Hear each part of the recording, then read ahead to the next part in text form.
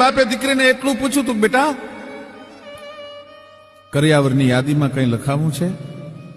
અને આ દેશની દીકરી બોલી છે કે બાપુ, આ દેશની દીકરીએ કોઈ દી બાપને કરિયાવરની યાદીમાં કોઈ દી કાંઈ લખાયું નથી. બાપે બહુ આગ્રહ કર્યો.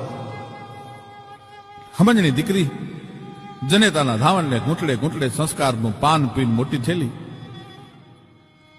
દીકરીના મોઢામાંથી શબ્દ નીકળ્યા, બાપુ જો આપને બહુ થતું હોય, આપ જો બહુ આગ્રહ કરતા હોય તો એક મારું કામ કરજો.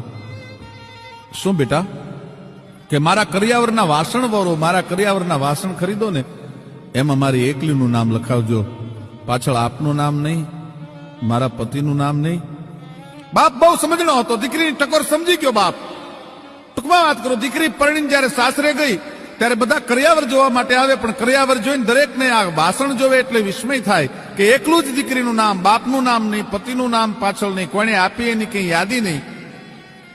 વૃદ્ધ ડોશીમાએ પ્રશ્ન કર્યો હતો, બેટા આ તારા કરિયાવરના વાસણ પર તારી એકલીનું કેમ નામ લખ્યું છે? ઘૂંઘટો ઊંચો કરીને 18 વર્ષની વવારું ભાઈ જવાબ આપે છે તેની દીકરી, બાઈજી માફ કરજો, પરણીને આવું છું, મારે વધારે બોલાય નહીં, પણ આપને ખબર છે ને આ વાસણ કોક દી ચૂલે ચડે એની માથે મેસ લાગે. કે હા બેટા. પછી એ આપને ખબર છે ને એને સાફ કરવા માટે એની ઉપર સમાજ કોક દી ધૂળ ચડાવે. કે હા બેટા. તો સાંભળી લો બાઈજી, હું એવા કુળમાં જન્મેલી દીકરી છું, હું નથી ઈચ્છતી કોઈ દી મારા બાપ કે મારા ધણીના નામ ઉપર સમાજ કોઈ દી ધૂળ ચડાવે. એ દીકરી પરણીને હારે જાતી હોય ને ત્યારે બાપનું કાળજું ફાટી જતું હોય.